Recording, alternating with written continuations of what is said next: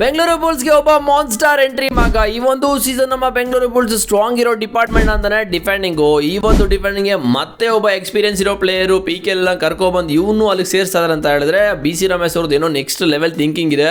But ಈ ಒಂದು season Bengaluru bulls strong department defending ಎಲ್ಲರೂ ಗೊತ್ತಿರೋದೆ. ಬಟ್ ಇವರು ಈ ಒಂದು ಸೀಸನ್ ಅನ್ಫಾರ್ಚುನೇಟ್ಲಿ ಅನ್ಸೋಲ್ಡ್ ಆಗಿದ್ರು. PK ಲಾಸ್ಟ್ ಸೀಸನ್ ಗುಜರಾತ್ ಜೈಂಟ್ಸ್ಗೆ ಆಡಿದ್ರು. ಬಟ್ ಪಾಪ ಏನಾಯ್ತಾ ಗೊತ್ತಿಲ್ಲ, ಪರ್ಫಾರ್ಮ್ ಕೂಡ ಮಾಡಿದ್ರು. ಆಲ್ಮೋಸ್ಟ್ ಒಂದು 45-50 ಟ್ಯಾಕಲ್ ಪಾಯಿಂಟ್ನ ತೊಗೊಂಡಿದ್ರು ಅಂತ ಅನಿಸುತ್ತೆ. ಬಟ್ ಅನ್ಸೋಲ್ಡ್ ಆದರೂ ಒನ್ ಆಫ್ ದಿ ಎಕ್ಸ್ಪೀರಿಯನ್ಸ್ ಇರೋ ಪ್ಲೇಯರು ಜಿತೇಂದ್ರ ಯಾದವ್. ಬಟ್ ಈ ಒಂದು ಸೀಸನ್ ಅನ್ಸೋಲ್ಡ್ ಆದಮೇಲೆ ನಮ್ಮ ಬೆಂಗಳೂರು ಬುಲ್ಸ್ಗೆ ರೀಪ್ಲೇಸ್ಮೆಂಟ್ ಆಗಿ ಬಂದಿದ್ದಾರೆ. ಸೊ ಈ ಒಂದು ರೀತಿ ಬಂದಿರೋ ಅಂತ ಹೇಳಿದ್ರೆ ಇವರು ಈ ಸಲ ಪರ್ಫಾರ್ಮ್ ಮಾಡಲೇಬೇಕು. ನೆಕ್ಸ್ಟ್ ಸೀಸನ್ ಒಂದು ಮಿನಿಮಮ್ 50 ಲಕ್ಷಗಾರು ಹೋಗಲೇಬೇಕು. ಆ ರೀತಿ ಪರ್ಫಾರ್ಮೆನ್ಸ್ನ ಕೊಡಬೇಕು. ಸೊ ನಮ್ಮ ಬೆಂಗಳೂರು ಬುಲ್ಸ್ಗೆ ಗೆಲ್ಸ್ಬೇಕು ಮಗ ಅಷ್ಟೇ. ಅದು ಬಿಟ್ಟರೆ ಬೇರೆ ಏನೂ ಇಲ್ಲ.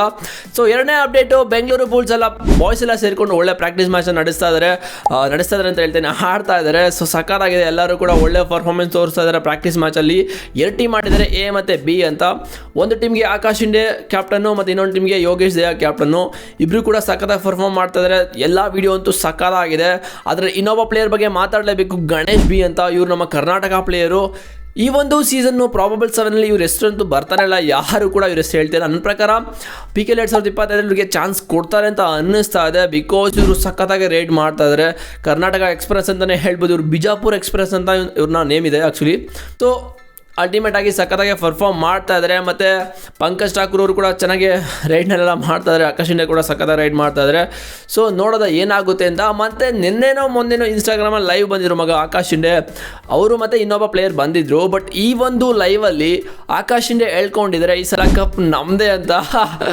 ಸೊ ಬೆಂಗಳೂರು ಬುಲ್ಸ್ ಅವರು ಏನೋ RCBನ ಫಾಲೋ ಮಾಡ್ತಾ ಇದ್ದಾರೆ ಅಂತ ಅನ್ನಿಸ್ತಾ ಇದೆ. ಬಿಕಾಸ್ ಆ ಒಂದು ಕ್ರೇಜ್ನ ಬೆಂಗಳೂರು ಬುಲ್ಸ್ ಅವರು ಕಬಡ್ಡಿಯಲ್ಲೂ ಇಂಪ್ರೂವ್ಮೆಂಟ್ ಮಾಡಬೇಕು ಅಂತ ಅನ್ನಿಸ್ತದೆ, ಏನೋ ಗೊತ್ತಿಲ್ಲ. ಬಟ್ ಅದನ್ನು ಬರ್ತಾ ಇದ್ದಾರೆ ಕಬಡ್ಡಿಯಲ್ಲೂ. ಆಕಾಶ್ ಇಂಡಿಯಾ ಈ ಸಲ ಕಪ್ ನಮ್ಮದೇ ಅಂತ ಕೂಡ ಹೇಳ್ಕೊಂಡಿದ್ದಾರೆ. ಏನಾಗುತ್ತೋ ಗೊತ್ತಿಲ್ಲ. ಬಿಕಾಸ್ ಈ ಒಂದು ನಮ್ಮ ಬೆಂಗಳೂರು ಬುಲ್ಸ್ ಅವರು ನಿಮ್ಗೆ ಗೊತ್ತಿರೋದೆ, ಎಲ್ಲರೂ ಕೂಡ ಯಂಗ್ ಪ್ಲೇಯರ್ಸು, ಎಕ್ಸ್ಪೀರಿಯನ್ಸ್ ಅಷ್ಟೊಂದು ಯಾರಿಗೂ ಇಲ್ಲ. ಆಲ್ಮೋಸ್ಟ್ ಇರೋದೊಂದು 3-4 ಜನ ಪ್ಲೇಯರ್ಸ್ ಬಿಟ್ಟರೆ ಇನ್ನೆಲ್ಲರೂ ಕೂಡ ಯಂಗ್ ಪ್ಲೇಯರ್ಸೇ.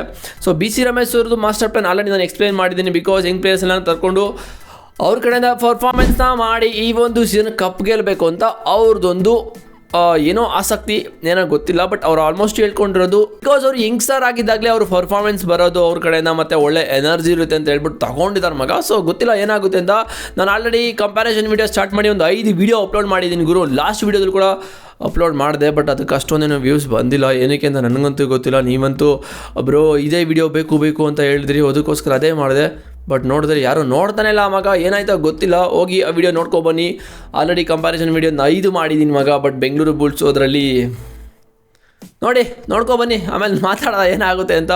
ಸೊ ಚಾನಲ್ಗೆ ಸಬ್ಸ್ಕ್ರೈಬ್ ಮಾಡಿಲ್ಲ ಅಂದರೆ ಮಾಡ್ಕೊಳ್ಳಿ. ಇದೇ ಥರ ಮೋರ್ ಅಪ್ಡೇಟ್ ಬೇಕು ಅಂದರೆ ಚಾನಲ್ಗೆ ಸಬ್ಸ್ಕ್ರೈಬ್ ಮಾಡ್ಕೊಳ್ಳೇಬೇಕು. ಬರೀ ಆಪ್ಷನ್ ಇಲ್ಲ. ಮತ್ತು ಡಿಸ್ಕ್ರಿಪ್ಷನಲ್ಲಿ ಟೆಲಿಗ್ರಾಮ್ ಲಿಂಕ್ ಇದೆ, ಹೋಗಿ ಜಾಯ್ನ್ ಆಗಿ ಮಗ. ನಿಮಗೆ ಮೋರ್ ಅಪ್ಡೇಟ್ ಸಿಗ್ತಾ ಇರುತ್ತೆ.